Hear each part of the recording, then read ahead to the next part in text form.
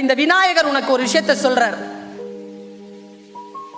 யானை நம்ம கிட்ட பிச்சை கேட்குங்க, கையை நீட்டி நீட்டி பிச்சை கேட்கும்.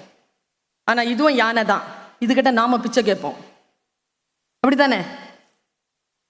நாம கேட்கிறோம்ல, அது நமக்கு கொடுக்குது இல்ல.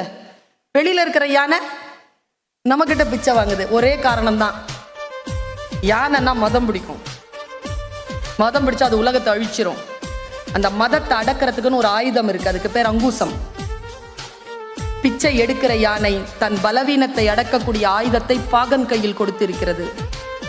இந்த யானை தன் கையிலேயே வைத்திருக்கிறது.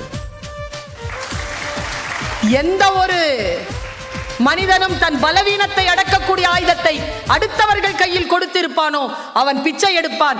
எவன் ஒருவன் தன் கையிலேயே வைத்திருப்பானோ அவன் அடுத்தவர்களுக்கு பிச்சை போடுகின்ற அளவிற்கு கடவுளாக உயர்வான் என்று விநாயக தத்துவம் நமக்கு சொல்லி நிற்கிறது.